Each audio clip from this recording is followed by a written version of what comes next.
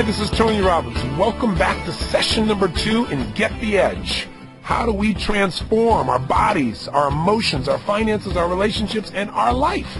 First, I want to congratulate you for making it to session number 2, because as you probably know, and this blows my mind, most people will invest in a book, a tape, something can change their life, and the minute they get it, they feel comfortable. The minute they get it, they feel no more drive to create a change. And so they look at the package and they feel good and they put it on the shelf.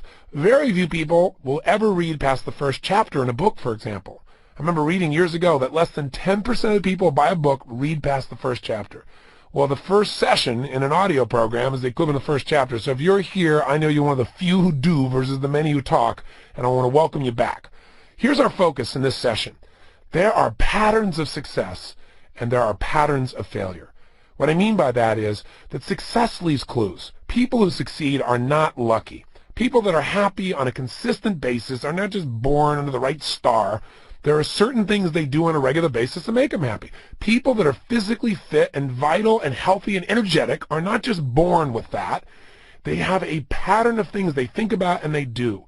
So in our first session, we wanted to get you to establish a pattern, an ultimate pattern that would give you time with yourself so that you would focus on the things that matter most and not get sucked into the hypnosis of the culture that says just go, go, go, go, go, and maybe one day wake up someday and you'll be happy. You know, someday when I have more money, someday when my kids grow up, someday when my kids finally get out of school, someday when I find that person, someday when I get that raise. But of course the road to someday leads to a town called nowhere. It never shows up. So what I really want to do with you today is I want to have a session with you that I call a results workshop. This is not just listen passively and kind of understand stuff. Well, you can do that in the beginning. But I'm going to take you through 7 steps that will help you to absolutely take yourself from having an idea to actually making it work, from having a complaint to having the results you deserve. And it's really simple and we'll make it fun. But first, before we do that, one of the things we got to look at is what prevents you from following through. What's preventing you from taking action? And let's relate this both to what we talked about yesterday and creating this beautiful hour of power, you know, this commitment to yourself, this connection with yourself. But let's also relate it to dietary change or any other change that you want to make. Why don't we follow through? And then let's say, what does it take to follow through? And then let's just do it. Well, the first thing to realize is the difference in people's lives is the difference in their standards. Now, I know that sounds pretty darn basic, but when I say to people, what does it take to change your life? The first thing I always say is raise your standards. Now, what do you mean raise your standards? How basic can you get? What I mean is you got to turn your shoulds into musts. Everybody's got a list of shoulds. I should do this. I should follow through. I should go on a diet. I should do my hour of power. I should spend more time with my kids. I should make more cold calls in my business. But they don't actually do anything. What you got to do is make it a must. When something is a must, you follow through. But most of us don't because we think, you know, it's too big a task, or it's overwhelming, or we just flat don't really believe that we're going to get the result. Very often what we do is we focus on the process we have to go through instead of the outcome. I mean, most people that own their own business, if I ask them today, if you knew all you had to go through to make this business succeed, would you have even started? And most of them laugh and say, I don't know that I would. See, people that succeed, they focus on how they're going to feel at the end of the process. People that never start look at what they got to go through. So let me tell you up front, this day is a results workshop again. What that means is, unlike every other day except the relationship day, this is going to be 2 CDs or a large audio tape, which means you can choose to split this in half, and I'll let you know at the halfway point, and you can make this a 10-day program if you want instead of 7 days. Not bad to have 10 days to change your life, but I want you to really take the time here to make the changes, to walk through these 7 steps, because if you do, the changes can be extraordinary. If there's something you keep talking about doing and you're not following through, I promise you, as you go through these 7 steps, you're going to find out not only why you're not doing it, but what you need to do to change it, and you can do it today. So stay with me, okay? And you know, this may seem unreasonable to take time for yourself each day. It's an unreasonable amount of time, an hour for yourself. I think that's ridiculous, and I know you probably do too, or you wouldn't be listening to this. But a lot of people think that way. And you know what? Unreasonable people rule the world. You know, it's unreasonable to think a man could be locked up for 27 years against his will when he did nothing wrong. But Nelson Mandela not only went through that process, but came out on the other side and came out and said, no, let's work together, bring the country together. Anyone would have understood if he wanted to kill everybody who took a quarter of a century of his life. But he's an unreasonable man. That's why we respected him. To think some nun who had no money and no background and no political contacts could literally help people that were dying in more than 100 nations around the world. And that when she actually passed away, virtually every leader, major leader in the world would come to her funeral. Would seem ridiculous. But Mother Teresa was an unreasonable woman, an unreasonable amount of love for people that no one else would love. Get unreasonable and everything's possible. If you get reasonable, you're going to have to lower your standards and drop down to what everybody else expects. And if you get your expectations down to the same level as the average person, you're going to have an average life. Nobody listening to a program like this, certainly not you and I, would ever settle for that. So if I'm intense, know it's because the more you demand of yourself, the more you're going to get out of this program. Because remember what we said? Only one thing creates an extraordinary life, an extraordinary mindset, an extraordinary psychology. Remember the three things you got to have to feel great or to feel bad? If you're going to feel great or bad, you got to change the way you use your body. So even as you're listening to me here, maybe sit up in your chair, or if you're walking, breathe and feel strong. And second thing you got to do is focus on what it is you want instead of what you got to go through. If you focus on the result of what you want to change and how good you're going to feel at the end of this, then these 2 CDs will whip by in no time. And you can stop them if I get talking too fast and crazy, and take a breath and go, this guy's nuts, but he's pushing me, and that's a good thing. What else you got to do? Give things a powerful, positive meaning. If you find something in these 7 steps you don't like about the way you've been believing and the way you've been acting, that's good. Don't beat yourself up. Just say, you know what? Now I know it, so I can change it. And thirdly, remember to watch your language. Those language patterns. When you say, oh, do I have to do this? No, you get to do it. This is your gift to yourself. So let's answer that first question. Here we spent the first CD or cassette tape talking to you about giving yourself time for yourself, a time to enjoy, a time to lock in what you want, a time for gratitude, a time to really program yourself for the kinds of successes you deserve. So why wouldn't people take that time out? Well, one reason is that people see the exercises involved, and people have an interesting association to exercise. That's why I say just start by moving, right? But what happens is we're not in practice as a culture. We're not conditioned to discipline our focus, to discipline our bodies, to move ourselves. In fact, the word discipline for most people has a negative connotation, doesn't it? But the truth is anyone who's done it for a while loves that word because it gives you pride. It gives you excitement. You love the feeling of knowing that discipline just means you are in charge, that when you say something to yourself, you do it, that your word means something. That has power, and most people don't have it. That's why they fear discipline. They think discipline means a lack of freedom, when discipline equals freedom. Discipline is, man, I don't even have to think about it. I decide, and I do. That has power. But why don't most people do it? They don't have practice at it. They've not conditioned themselves to do it. They just have no experience in it. And then they don't get there for the following reasons. First, number one reason, they rationalize. Now, we all rationalize at times, don't we? What's rationalization? It's when you tell yourself a story, when you come up with a reason why it's okay not to do something. You don't say it's okay. You just go, well, I know it's important, but, or, I'm really committed to it, but. Whenever you hear somebody say but, they usually have a big one. Because what happens is they haven't followed through. They're coming up with excuses about why not to do something, and so they don't do it. So they sit around and they never get the result they want. See, the people say, what are some of the rationalizations? What are some of the stories? Because I always tell people, and I said this to you in the first session, I hope you heard it. The only thing keeping you from what it is you really want is the story you have about why you can't have it. So what's that story? Well, somebody goes, well, I don't have the time. Listen, this is the only thing that is equal in all of humanity.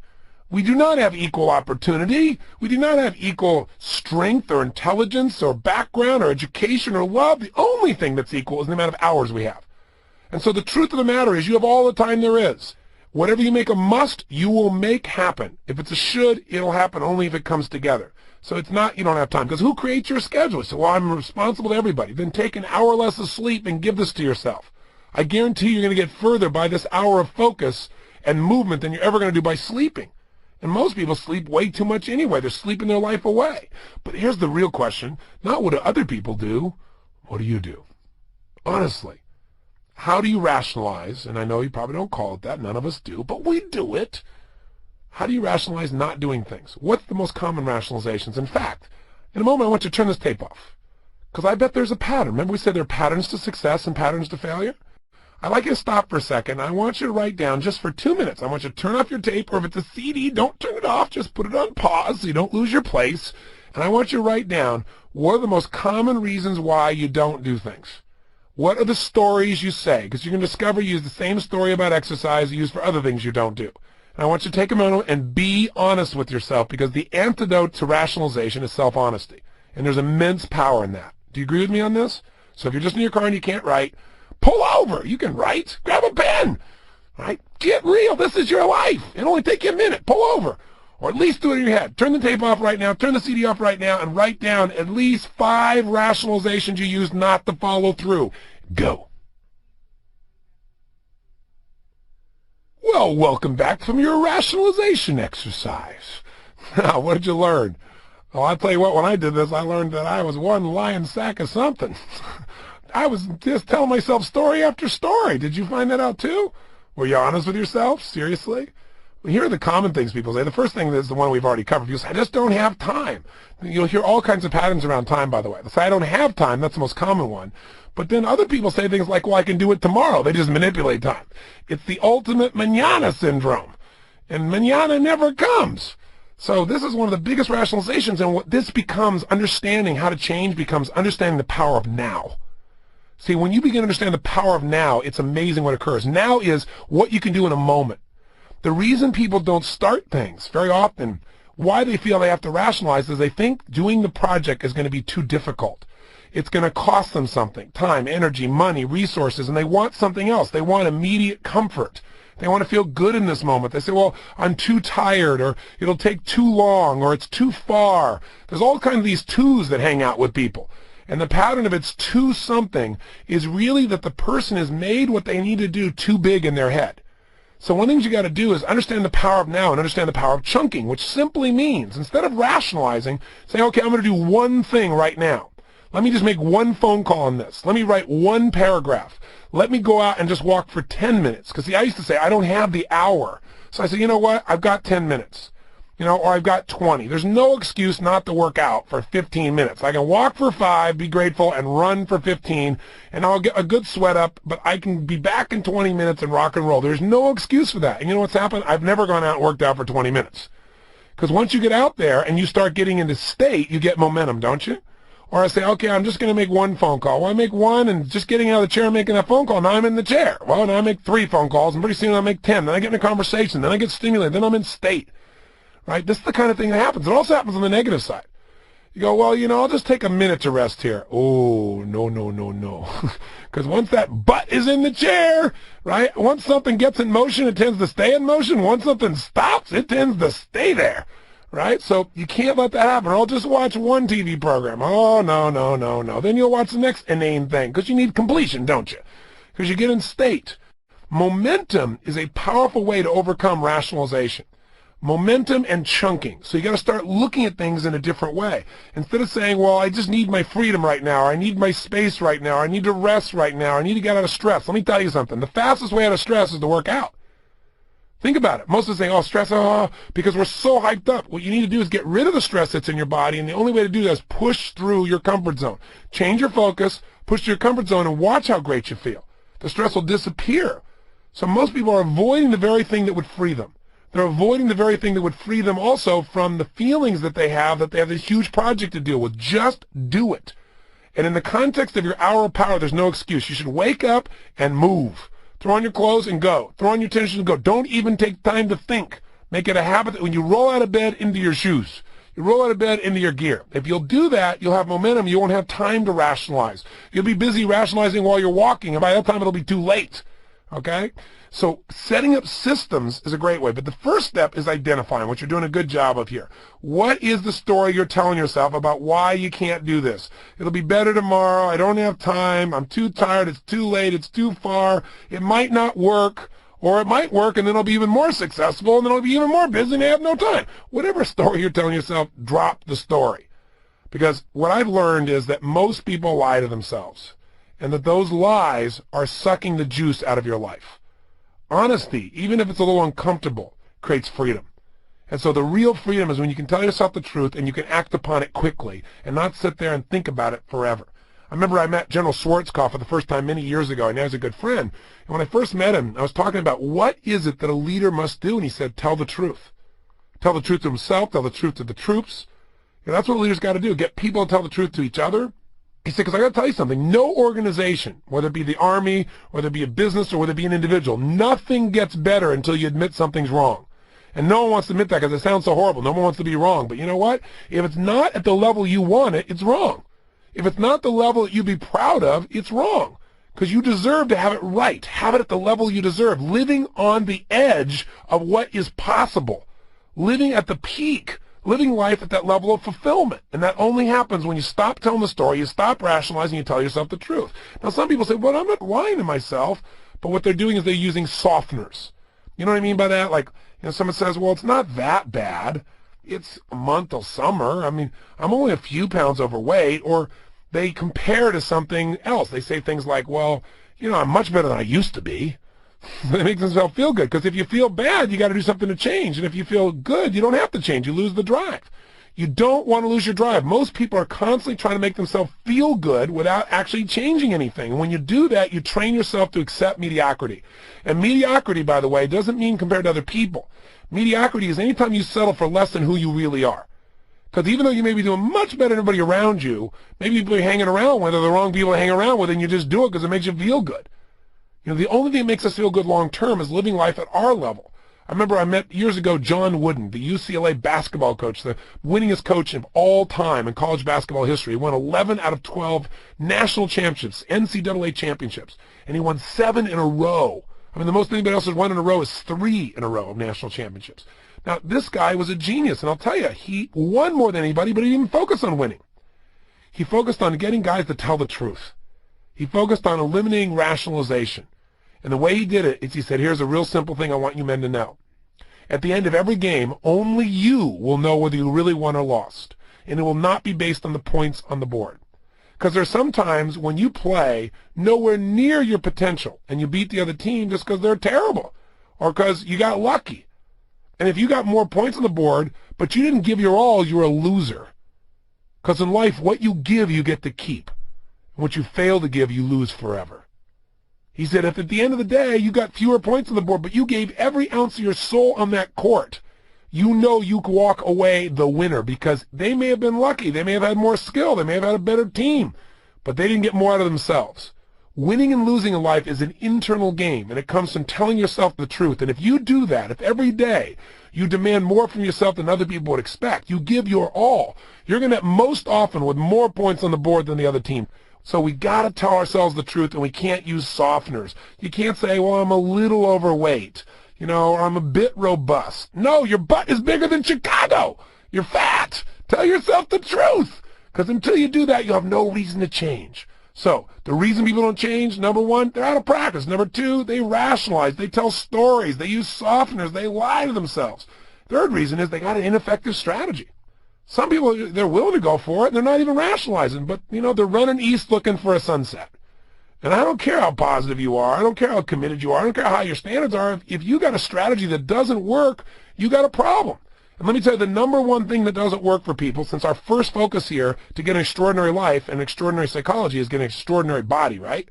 And if you're going to have that extraordinary body, you got to have this time to make it strong every day. Increase that metabolism. Feel that feeling of power and passion in your body. But you know what most people do? They want to look good, and so their primary strategy is change their diet, and they do that alone. Diet alone is never going to give you the level of health you deserve. It's a critical component. But diet alone is not enough, because what happens when you diet? Well, a very simple thing occurs. As soon as you start to diet, what are you doing? You're depriving yourself. Well, as soon as you deprive yourself, guess what happens? The body's not getting as much, so it starts to use some of the fat built inside of you, and sure enough, you start to lose weight. Step 2. But after you deprive yourself and lose weight for a while, there's a point when you get sick of depriving yourself, so what do? You binge, step 3. And when you binge, what happens? You gain back the same weight, usually a few pounds more, because when you go on a diet where you're limiting your calories, one simple thing occurs. The body knows it has to conserve its energy. So what it does is it gets better at storing fat. So when you finally go to eat, your metabolism is dropped. It takes less food for you to gain fat faster. That's why 5 days out of the week, you got to have your hour of power. You're out there moving, exercising, sweating at least to level 7 so you get that energy up. That's why you want to build some muscle in your body. That's why it's critical. But I'll give you an example of an ineffective strategy. Somebody who didn't rationalize, for the most part, right, was willing to discipline herself, was willing to do almost anything, was not using softeners, and was on the public stage. An amazing lady, Oprah Winfrey. Now take a look at Oprah for a second. Here's a woman who is totally determined, strong, successful, an achiever, making a difference. But she also has incredibly high standards for herself. This woman really cares about people. This is not just some story. She's not just out to make some money. She is out there every single day of her life trying to connect with people on the raw edge of human emotion. And as she's out there giving her all, being her all, and also wanting to be the best always, she's always raising her standards. She doesn't compete with anybody else. She's always trying to do better than she did the year before. That creates stress. That's just natural. Now, Oprah's way of dealing with that stress started a long time ago. When she got her first job back in Baltimore, working for the news there as an anchor, she was 140 pounds. But you know what? When she got that great opportunity with that additional stress, that demand on herself, am I doing well enough? Am I good enough? Am I strong enough? Am I achieving enough? And maybe even the fear about, will I be loved? Some of those unconscious drives make us stress. Remember, stress equals fear. And sure enough, she dealt with that, and she slowed herself down and comforted herself through food. She'd stop by the mall, and she'd go by all those little stalls they have, you know, the little potato stall where they put lots of cheese all over a big potato with everything else on earth in it. And there was another stall for pizza, you know, that deep dish stuff. And then there was another stall where they make her an 18-inch chocolate chip cookie, or they put one in with macadamia nuts, and she could really go. And she'd go stop at all three places, you know, and guess what? She felt good. She was certain she could be comfortable, right? She was connecting with herself. She was rewarding herself for a job well done, allowing her stress to disappear. Well, as a result, you might guess her weight started to grow and started to expand pretty rapidly. So much so that at one point she was invited to Chicago to try out for a coveted morning spot on a talk show, a show that later would become the Oprah Winfrey Show. But all the way there, she had incredible anxiety, thinking when they see me, it's over. They want a little skinny white blonde, and I'm this heavy-set African-American woman. There's just no way. And sure enough, the man who saw her there saw her talent above all else. And he said, I want to give you the job. She said, don't you see? Don't you notice that I'm black? Don't you notice that I'm not blonde? Don't you notice that I'm fat? He said, maybe you didn't notice me. And he lifted up his shirt and showed his big belly to her. For him, it didn't matter. So guess what? Oprah Winfrey got herself this morning talk show. And the interesting thing happened was there was no demands on her, so she ate some more. And pretty soon she was out of control. It got to the point where literally at one stage, only a year later, she was described in Time or Newsweek as the big mama of the South. And she hated reading that. It made her decide she's going to do something. She didn't want to be known as that kind of person. She didn't want to be known as fat. She was more than that. So she went on the Atkins diet. Sure enough, you know, the diet where you eat all the fat you can possibly consume and try and convince yourself you're being healthy, right? Eat nothing alive, no fruit, no vegetables, nothing else. And then you pee on a stick, as she says, just to see whether or not you're breaking down too fast, creating too much acid in your system. You lose weight on it, all right. Your body figures out how to get rid of every ounce of water in the system to try and get rid of the acid there. An incredibly unhealthy way to live. Your body starts breaking down, and boy, do you smell like it. You better make sure you got plenty of breath mints when you're on that diet. And Oprah attests to it whenever she talks about those days. But you know what? She lost herself 10, 12, 14 pounds. Of course, she gained it back within 3 or 4 weeks. Then it was the Scarsdale diet. Lose the weight, gain it. Then it was the Beverly Hills diet. Wow, 17 pounds, eating nothing but fruit, a different fruit every day. But sure enough, 4 weeks later, all that weight and then some more. It got so bad that at one point she went to a fight for Mike Tyson. And as she's sitting in the audience at 218 pounds, she heard the announcer call out to the audience, in this corner, the heavyweight champion of the world, weighing in at 218 pounds, Mike Tyson. And she thought, oh my God, I'm as heavy as the heavyweight champion of the world. Well, guess what? She's driven again to go on another diet. Finally, she went on something called OptiFast. You know what you do here. You eat nothing for basically 4 months. She was up to 237 pounds. She was so frustrated she'd do almost anything to change it. So sure enough, the first 3 or 4 days, you're starving. But after that, you're not even hungry. You drink this little drink, you don't eat anything, and your body adjusts. And sure enough, over a period of 4 months, she was obsessed. Her whole focus was to get in some size 10 jeans she had when she was in Baltimore at 140 pounds. And sure enough, she got there. At 141 pounds, she fit in those jeans, and she ended her fast. That day was the only day she was 141 pounds. The next day, she was 145. Within 2 weeks, she was 155 and was embarrassed to go back out because on the 2-week anniversary of doing a show where she demonstrated to people all the weight she'd lost, she was already getting fat again. She was so miserable that she finally told People magazine, I'm done, I've had it, no more. I'm just going to enjoy being fat. I'm just made to be this way. This is just my life. I got to become fulfilled with it, and people are going to have to accept me this way. She copped out. She didn't know what else to do. She felt she'd tried everything. Of course, she hadn't tried everything. She found herself one day sitting, waiting for the Emmy announcement to see who had the best daytime talk show, and she was hoping like crazy, praying to God that Phil Donahue would win, because she didn't want to get up in front of this crowd in a dress that stretched across her huge bottom where everyone would be staring at her. Of course, she did win, and she felt humiliated, which drove her again to go on another diet. It wasn't until she finally got clear that she had to exercise that life began to change. When she finally met a great trainer named Bob Greene, and she wrote a book called Making the Connection. She and Greene wrote it together, and what it's about is real simple. He said to her, I don't care what you do, you got to exercise at least 5 days a week, and for Oprah it was 7.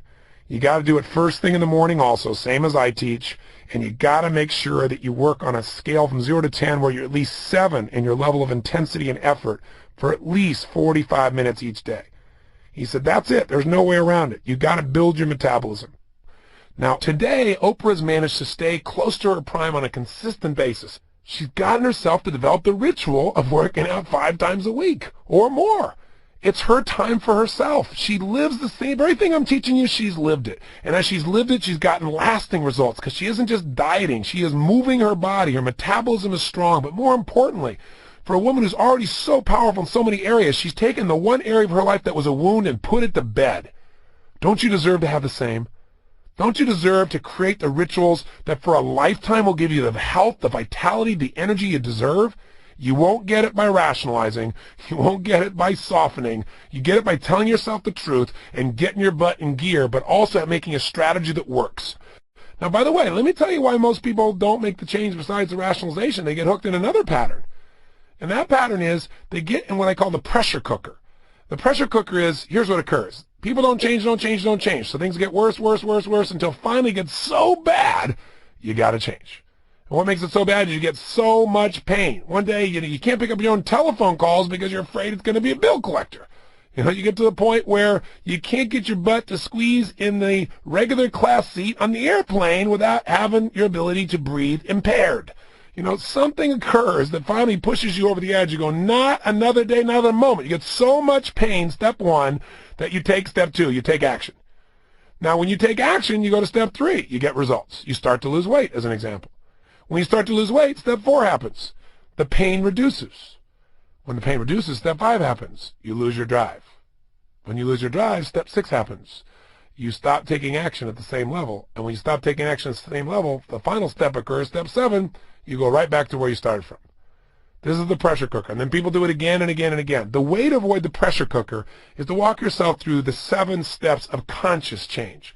And these 7 steps we want to use right now so that you really implement your hour of power, so you keep that advantage to your life, you keep that edge, but also so you get that extraordinary experience of connection with yourself, that time with yourself. Also, these would be the same 7 steps you'll go through to make a dietary change. So let's get to them real fast. Here they are. They're really simple. Number 1, get disturbed. Now you might say, get disturbed? That doesn't sound like a very sweet first step, Tony. Well, it isn't sweet, but it works. Because we can't possibly change unless we get ourselves disturbed enough that we're going to do something about it. What it really means is get honest with yourself. Don't use any softeners. Don't use any rationalizations. Don't compare yourself to other people so you can feel okay. Don't compare how you used to be and say, look, I used to be worse, so it's not that bad. All those things will steal away your drive. See, if you really wanted to get disturbed and you feel like you're overweight, then rip off your clothes right now and look in a full-length mirror, and then turn around and look at the parts that you never want to see. The parts that are scaring the family? Come on, let's be honest here. You've got to see this stuff, and you've got to be truthful, don't you? Because if you're not truthful with yourself, you can never have the energy to change. You've got to get disturbed. You finally say, no more, not another minute, not another day. If you're not willing to go for the full naked approach, you could put on some clothes that you used to wear and look in the mirror and feel the tightness. See, anything that can make you move. Now you say, well, my problem is not overweight, Tony. then look at what you're missing out on because you haven't followed through, because you haven't made the decision, because you haven't spent the time with your kids, because you haven't been there having some date nights or some special time with the person you love. Get associated to the problem before it gets out of control. Make it worse than it even is if you need to get disturbed, because you need to get yourself to take action, don't you? You wouldn't have thought of something you wanted to change unless there was something about it that wasn't good enough. And the challenge is just getting yourself to get something visceral, something that will move you. Maybe you need to go do a blood test and see what your blood looks like after having one of these big fatty meals and watching all the red blood cells sticking together. When they stick together, they move more slowly, so you get less oxygen. You get less oxygen, you got less energy. Cells get weak, they die. Maybe seeing that makes it more visceral for you. But if you're not disturbed, you're not going to change. It's that simple. And most of us, when we get disturbed, what do we do immediately? We immediately placate ourselves. We immediately try and get rid of the pain. Pain is your friend if you don't just live there, if you use it for drive. See, there's a reason you begin this pain. It's a signal to your nervous system saying, this isn't working, you must do something. But what we do is we pop an aspirin or a drug or smoke a cigarette or eat some more food or distract ourselves with TV. We find some drug of choice that's acceptable in society or in our peer group, and we kill the pain, and therefore we kill the drive. Drive is your friend. You will only have drive if you are disturbed. Get disturbed by getting really clear with yourself. When you have hunger, you'll move forward. I don't mean physical hunger. I mean a hunger for something deeper and richer. Hunger only happens by getting disturbed. Now, here's another way to get disturbed, not just look at how bad it is. Get around where it's better. Get around people who are playing life at a higher level, where they are really physically fit. They're strong. They're energetic. They're passionate. They're fun. They got a great relationship. Because seeing that will also disturb you, because you won't be able to separate the fact that your life is not like that. You can try to rationalize all you want, but the more you're around people who are playing life at the highest level, the more disturbed you'll get. You'll either run back to your friends so you can feel good about your life compared to them, or you'll join a new peer group. Like I said earlier, you want to be good at tennis, you got to play somebody better than you are, which is disturbing. And it creates drive, and it makes you have to get better. Play somebody who's worse than you are, there's nothing disturbing about that. It's boring, it's not disturbing. And staying where you are is boring, so you got to get disturbed. Now, if all you do is get disturbed and get all stirred up, that's not going to be really good, and after a while you're going to want to escape that. So you got to turn that feeling of being disturbed into drive, and the way you do that is while you're disturbed, step 2, you make a real decision. And that decision requires that you not decide just what to do. Some people get disturbed about, let's say, their body and say, okay, I'm going to run 22 miles. They make a decision. But that's not what they want. They don't want to run 22 miles. That's the game plan. See, everyone who's successful has what I call an RPM plan. This is what we teach in the time of your life. An RPM plan means a plan that has 3 answers to 3 questions. Number 1, they know what result they're after. That's what the R is. They know what they want. The result, the specific result they're committed to. I've never met a successful person who doesn't know what they want, because your chances of suddenly bumping into what you want without knowing what it is are slim and none. Number 2, they know their purpose, which means they know why they want it. If you want something, I want $1 million. I want, 12% body fat. I want, this great relationship. Well, that's wonderful, but that's a should. What makes it a must is when you have enough reasons to make it happen no matter what. Enough purpose behind it. Purpose has power. You can't just know what it is you want. You know why you want it, the purpose for it. And the M is you need a massive action plan. And a massive action plan means lots of ways to get the job done. Because if you say I'm going to run 20 miles, and then you get to about 3, and you can't go another step, and then all of a sudden you're tight as heck, now you're going to go, well, I can't run. Well, your purpose, your outcome was not to run. The result you're after wasn't running. It was to lose 20 pounds. It was to be energetic. It was to have your energy increased. So you're focusing on something you can't do instead of saying, I can lose the weight still because I must. Here's why, and here's my plan. Okay, I'll swim. The running didn't work, I'll swim. I'll walk. I'll do this. There are a million ways. You need a massive action plan. So get disturbed and then make a decision about what you want and why you want it. What's your ultimate vision? What's your ultimate purpose? So let's try this with you right now. Let's get honest. Let's take a moment right now. What is it in your life that is not good enough, and if you're honest, is really disgusting? You go, Tony, I'm really glad I came to this positive tape today. What's disgusting in my life? Thank you very much. Nothing. My life is perfect. Bull.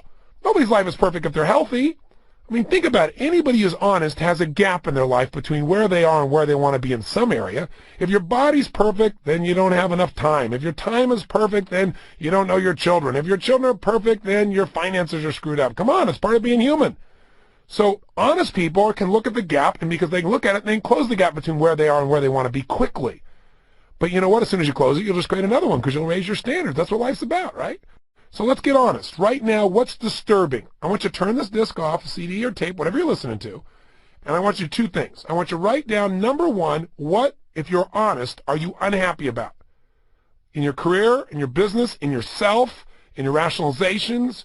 Is it a habit of eating? Is it emotion? Is it not taking time for yourself? What's something that's disturbing? And then step number two, what do you want? Don't just stay disturbed. You're right, that won't feel good. Get disturbed so you have the energy to make change a must and not a should. Write it down. What is it you're really tired of, you're sick of, you're going to change now? And then step two, make a decision. Write down what you really want now. What are you going to do instead? The result I'm committed to doing instead is this. I'm going to feel this way. I'm going to change my state. I'm going to stop telling my story. I'm going to schedule this time with my kids or with myself. I'm going to work out. I'm going to hire a trainer tomorrow. Make a decision. That's where all the power is. Don't just say something like, I want to make more money. Fine, here's $1. Get out of here. Don't say, I want to lose some weight. Fine, lose a pound and get out of here. You've got to be specific about what it is that's disturbing you, why it's disturbing you, and then secondly, write down what are you committed to now and why. Then turn me back on. Go, go, go. Do it right now.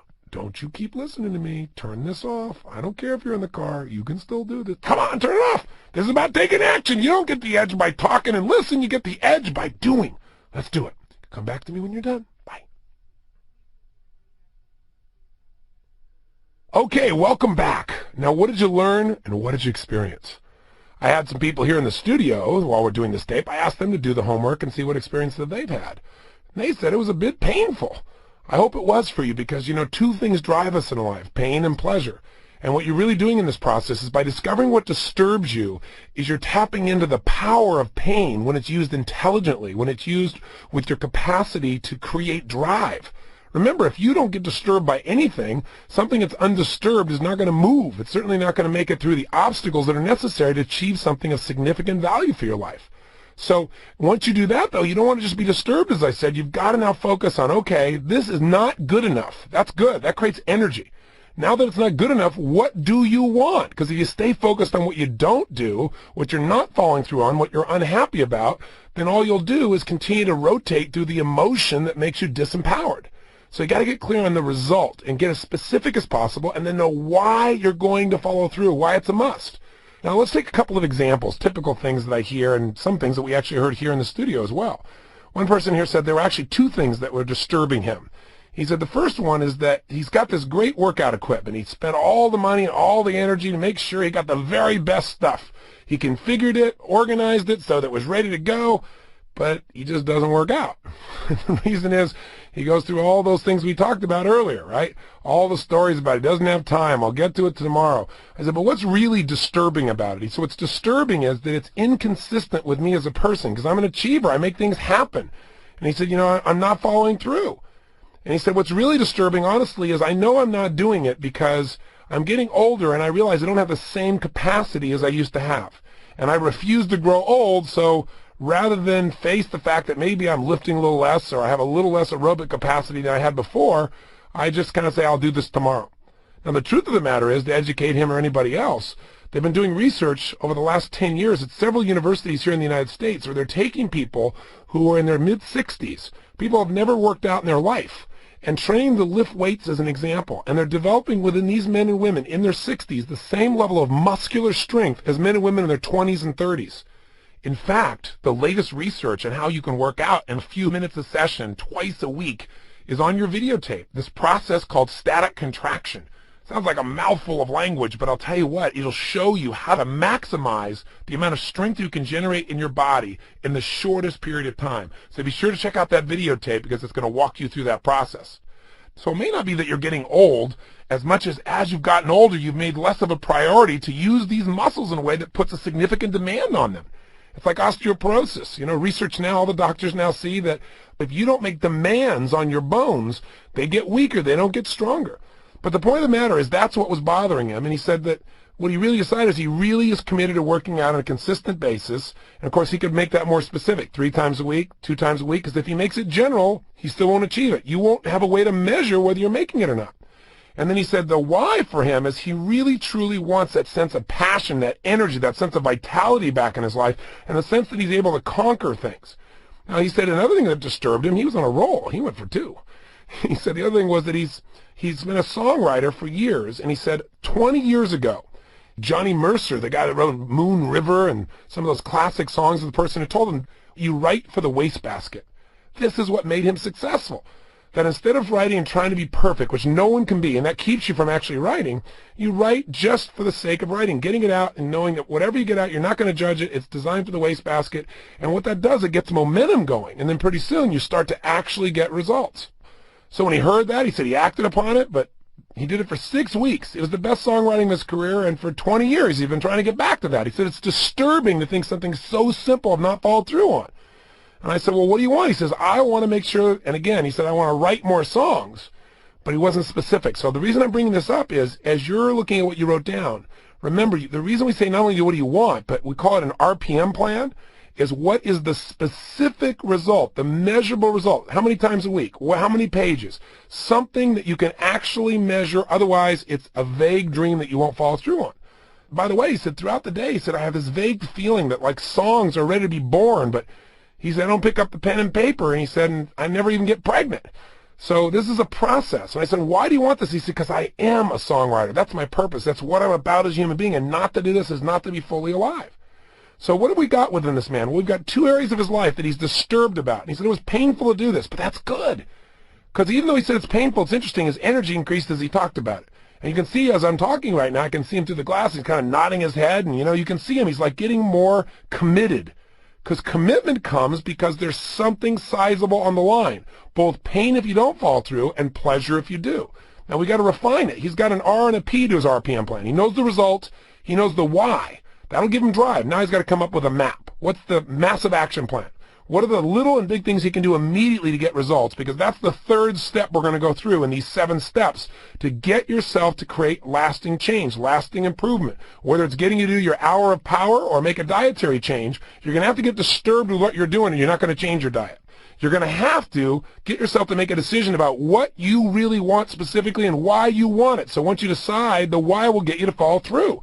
And then step 3 is you've got to come up with a real plan.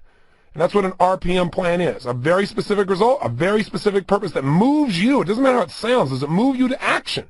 Does it give you enough reasons, both positive and negative, to move? And you got a map, a plan to make that occur. But before you do your map, let's look at some other examples. Another person here in the studio is a gentleman that owns this studio. And he's a very successful man. And he said what's really disturbing to him is that he doesn't have enough time in his life. He said, I'm so busy working all the time because in my business, it's money and time are connected together. You either have a lot of time and no money or a lot of money and no time. And I think a lot of people can relate to this. And he said, so he realized this a long time ago, and he came up with a solution, which was to create some products so that he could make money while he slept. He said he's got 4 of those products that are 95% done. He said it would be so easy to just get them done and get them on the web. But he hasn't done it, and that disturbs him. I said, what really disturbs you about not having time? Because I want to find a deeper level of pain, something that'll move him. And he said, really, that my kids are growing up and that I'm so busy, I'm not really there to experience and enjoy them. And you could hear his whole tone change. I go, Robbins, why are you making him feel this kind of pain? What, are you trying to depress him or something? No, we're trying to get to what's real. We're so busy covering up the things we're unhappy about or stuffing them down with food or alcohol or television set or more work that we never get to what matters to us. See, the only way you get real lasting change is to get down to what really matters to you personally. And that's okay if it's painful. You're not going to live there. You're just going to go there to find what's real. Does that make sense? I hope it does for you, because it's that self-honesty that makes all change possible. So I said, okay, great. What do you want? He said, well, I want to complete these 4 products. I said, okay, great. So now he's got a specific result. Now he's got to decide by when, right? Because he got to be a specific result. A specific result is what and by when. Otherwise, there's no way to measure it. And you can't manage something you can't measure, right? If it's too general, there's no way to get it. So he said, okay, I'm going to get these done by X time. And I said, why is it so important to you? He said, why? Because the status quo is driving me crazy. I said, well, there's a positive reason. He said, but also because it'll be fun and it'll be fulfilling to get it done, and it'll give me my time. And what's great about what he gave is he gave reasons that are painful and pleasurable. Listen, we're all creatures that need to avoid pain, and we desire pleasure. Using those is being intelligent. Running around and pretending like there's nothing wrong or you're totally fulfilled and happy when you're not, it's called lying to yourself, deceiving yourself, and it eventually will bite you. It may look good for a while on the surface, but it will not fulfill you. Does that make sense?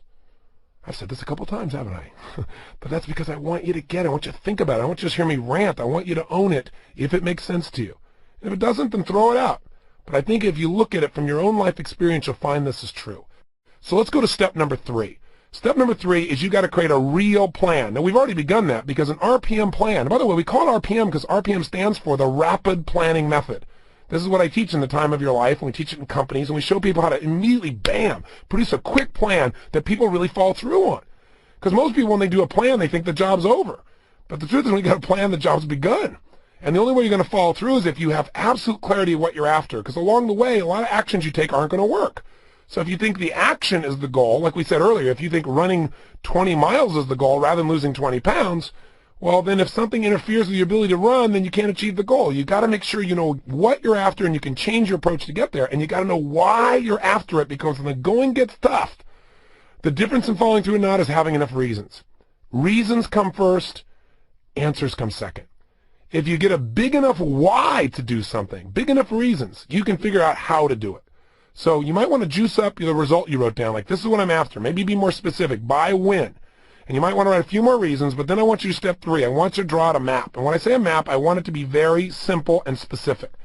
Just write down anything first that you could do to achieve that goal. Instead of trying to be perfect again and saying, well, I got to do this first and then this and then this, that makes it hard. Just brainstorm. Anything you could do. When you're done with that map, you're going to asterisk the things that you think are musts. Meaning, you might come up with 10 or 15 things you could do to achieve that outcome.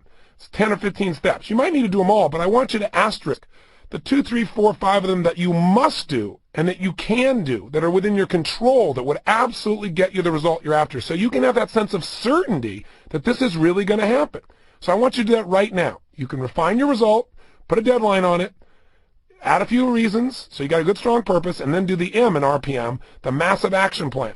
What specific actions are you going to take immediately to get this done? And by the way, I'll give you a clue. Write down little things you can do immediately. Because one of the beliefs I have is never, ever leave the sight of setting a goal without doing something towards its achievement. This is how you get momentum. If you get all excited and you start to create this plan and you don't actually do something immediately, you'll get back caught up. You'll get distracted by your other work commitments, or someone else have a demand from you, or something at home will get you. You get caught up in the normal grind. So I never leave the sight of setting a goal without doing something towards its attainment. Send an email, make a phone call, book a meeting, buy a tape, go get a book. Right? Do something specific that moves you towards this immediately. So you want to write some things you can do immediately, and write some little things and some big things.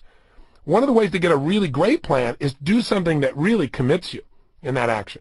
So maybe if you're overweight again, using that same example, maybe what you do is as soon as you turn off this CD or tape, you go in the kitchen and you rip out everything in that kitchen, everything in the refrigerator that you know doesn't belong there. It's not good for you. And then you carry it under your arms delicately, and you head for the bathroom. You bring a CD player or an audio tape, and you lift up that porcelain goddess, and you play the music in the background as you dump the stuff down the toilet, and you flush it away forever. Maybe the music you play is, "We are the champions of the world." I don't know what you do. Do something crazy. Committed act. Do something that commits yourself. Write down your massive action plan and make it very specific things you're going to do. Maybe instead of saying, well, I'll do some research on the internet maybe this week, say on Thursday I'm going to do 1 hour of research on the internet. I'm going to compare 3 companies to look at to decide where to invest. Or you know what? I'm going to do exercise for 25 minutes 5 times a week. Be as specific as possible. I don't know what the specific thing is for you, but do it. And if you can get yourself to not only write something down, but today, go do something that commits you, you're going to get momentum. You're going to find yourself saying, this is easy. And everybody around you, including yourself, is going to know you mean it. So when we say we're going to do something, and then we don't do anything, it tells your brain you don't mean it. So let's start right now by coming up with that plan, okay? Write down your massive action plan, and you can come up with all kinds of things. You can always shorten it later. Come up with a brainstorm, a whole list of things that you can shorten if you want to. All the possibilities. So you got a lot of choices, okay? All right, go, do it right now. Pause the tape or CD and let's do it. Okay, I'm assuming that you really turned this tape off and that you're now back with me because you've completed your map. In fact, you've got an RPM plan. By the way, what does RPM stand for besides Rapid Planning Method? Well, it's a results-focused, purpose-driven, massive action plan. I mean, that's how you get life results. You don't get it by thinking about it or talking about it or rationalizing it. You get it by getting incredibly focused on the result. You get in the sense of drive from your purpose, and you create a map, a massive action plan that'll get you going to get the result, and to make that result a reality. Now, this RPM, by also, as a metaphor, obviously, it's like in a car. When you increase the RPMs, you increase the energy, the power to actually produce results. That's what this does as well. So I'll give you a couple examples, and let's see how these relate to yours, if there's anything you can learn from these. One of the people here earlier who said that they really want to do these songs but haven't done them in 20 years at the same level anyway, said it's actually very simple. They decided they're going to make sure that they're working on songs every single week, and the action plan is, number one, within this next week, he's going to put a clipboard by his bed. Step two, when he opens his eyes every single day, 5 days a week, he's going to spend the first 30 minutes just writing as if he's going to write stuff that's going to go in the trash. So there's no limitation. He's totally in a creative flow, because once you get in that flow, more comes through you. Now, by the way, does this sound almost like a part of his hour of power? You bet. He's starting out with the first half hour for himself, for his greatest passion. By the way, how do you think that'll affect the rest of his day, no matter what else he does? So he said then the next thing he's going to do is on the weekends, he's going to commit 1 hour to review those notes and edit them and actually put them into something that's real. See if he can take from these great ideas and actually produce something of real value. Now, if he does that every single week, his chances of his songwriting exploding are absolutely, I can't say guaranteed, nothing in life is guaranteed, but the opportunity for that to happen, it's going to occur. You know why? He's no longer talking about it. He's no longer just envisioning it. He's begun to plan it, which makes it possible. It's not possible when you're just talking about it. And now he's scheduling it so it's real. That's going to get him the results he wants. And by the way, he has the same thing for his workout schedule. He's got his outcome of what he wants to do. He's going to work out 3 times a week, aerobically, twice anaerobically. He's got the days, and most importantly, he's got starting with today as his first action item, and he's got the time during the day. And he gave himself a little bit of flex factor between 1 and 3, because he knows his schedule flexes. So he's not setting himself up for failure, which we're going to talk about later on. He's setting himself up to win. Another person here, the person who owns the studio, said that he's actually decided his result is he's locked in to complete his first product online by March 1st. What's great about that? It's very specific, and it's got a deadline. So I said, how are you going to do it? He said, simple. I have 50 email responses I should have sent out a long time ago from people that already want this kind of product, and I'm going to send it out this week. Number 2, I'm going to send out 100 new emails to potential clients. Number 3, I'm going to take out some banner ads with at least 2 different publications. And then on March 5th, he'll have his second product online, and on April 1st is third. So he's very specific. And by the way, is this something achievable now? See, it's really hard, even when you get yourself motivated, then unless you got something very specific to focus on, and you know the reasons, you know exactly what to do, you won't do it because you'll get caught up. That's why having this RPM planning process, this rapid planning method, is so valuable. In the beginning, you're kind of weak at it. But after you do it for a while, you'll get really specific, you'll come up with great purposes, and you'll come up with great plans. It's like anything. It's a little muscle. Use it a little bit, it's going to grow. Another person here described the fact that they were unhappy. What disturbed them, we didn't talk about their example earlier, was being overweight and not being able to change it. They'd lost weight like 15 pounds a year ago. They gained it all back, and they've not been able to get rid of it. And so this person said, now the result is really clear. I'm going to produce this result. I'm going to lose these 15 pounds, and most importantly, because I deserve to. I deserve the energy, the feeling, the sexiness, et cetera, et cetera, et cetera. They described all things that disturbed them to get the energy, but then this person focused on the result, specifically by when, and he had a powerful purpose. But what's interesting was what they learned when they did their action plan. This person said, you know what, they realized what was missing is in the past when they lost weight, they had a buddy. They had someone to share the experience with. And she became totally certain, as she wrote down who her buddy would be, that she could then do this. The second step was to pull out that darn Stairmaster and actually plug it in. A unique concept. But what does that do again? Convenience, clarity. So many things we don't do just because they're not convenient, because they're not immediate. What's immediate gets our attention. So she's taking that out, making that happen. And then she has a date by which she's going to make this all happen for each of these specific aspects. But I want to point something out here, and we're going to talk about this later on when I talk about really setting yourself up to win, which is one of our principles. But as long as it's being said here, I'll tell you this. Both of these people found something that they know will work because they modeled their successes from the past. You see, for this woman, she was able to lose the weight when she had a buddy, and I'll explain a little more why that worked later on, other than the obvious. The gentleman with the songwriting wrote a song that was on a TV show more than 20 years ago. But he stopped doing this, and he hasn't had that kind of result in his songwriting since then. So what you really got to be able to look at is there are times in your life in which you've already succeeded. And you need to go back and model what you did and put together your action plan, because then you'll have certainty it will work. One of the things I do in one of my seminars is I have people write down everything in their life that's here today that once was a dream, once was a goal.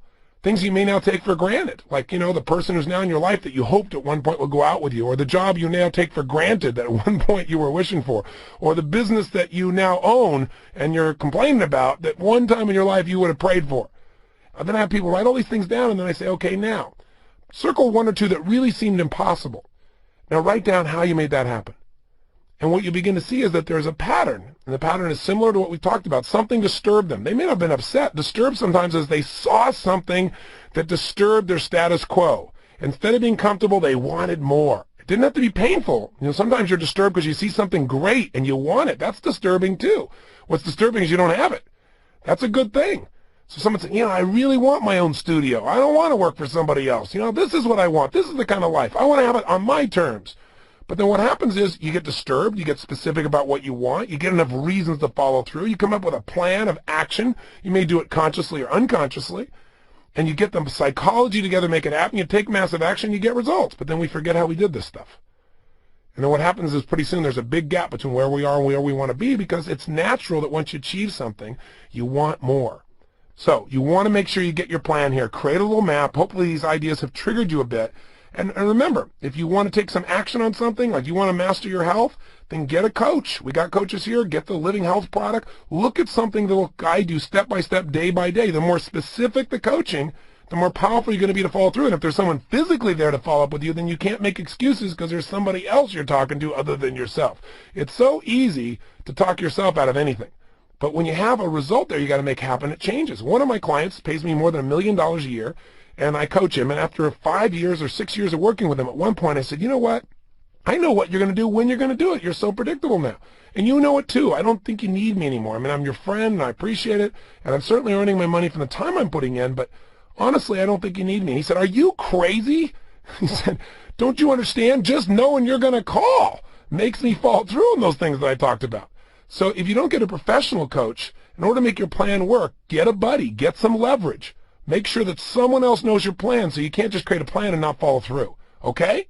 I know I'm a little nuts on this tape, but I really want you to get results, because guess what happens as soon as you come up with a plan? Opponents show up, don't they? Yes, there's 3 kinds of opponents. If you read any good story, you watch any good movie, as soon as the main protagonist has this desire and they get excited about it and they come up with a plan, then sure enough, opponents come to oppose it. That's what creates drama in your life, and there's 3 opponents. Number 1 is the external opponents. That's going to be all the other people that are going to call you in the morning, or, by the way, if you want to do this in the evening, obviously you can do this evening, or at your lunch break. You can do this hour of power at whatever time works for your schedule or for your body.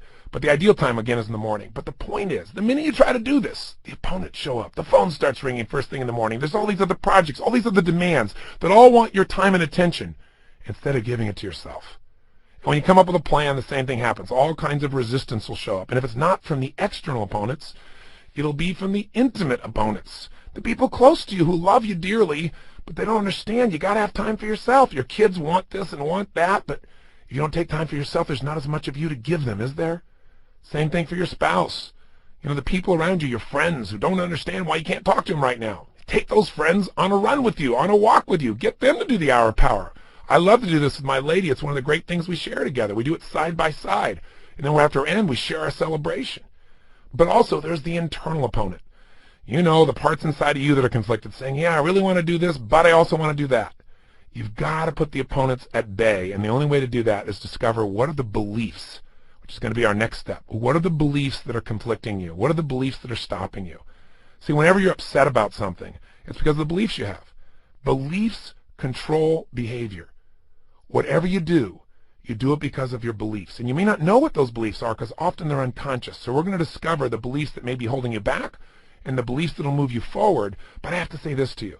You've been extraordinary. You've listened to me babble and dump the whole load on you at an incredibly intense pace.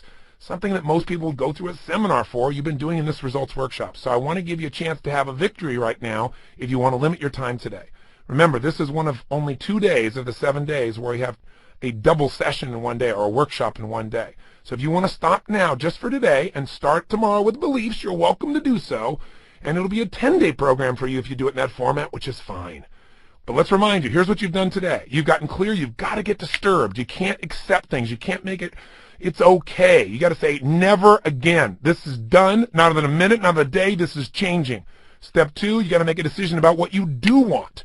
You don't want to just be upset. You want to be sure what you're after. Something that'll get you to stay up late, get up early, and really go for it. Something that drives you. And then thirdly, you got to come up with your initial plan, that massive action plan. We don't get excited. We don't change things by a little action here or there, or trying something. We do it by just going full force at something and taking some massive action right now. So today, if you want to, take some action right now. Review what you've done in your journal. Take an action today. Turn the CD off. Come join me tomorrow for beliefs. Or if you're one of those people that just can't stop, that wants to complete this workshop right now, that's as insane and crazy as I am, then continue to listen to this tape or grab the next CD, and we'll go to step number 4, finding out the beliefs that control your behavior.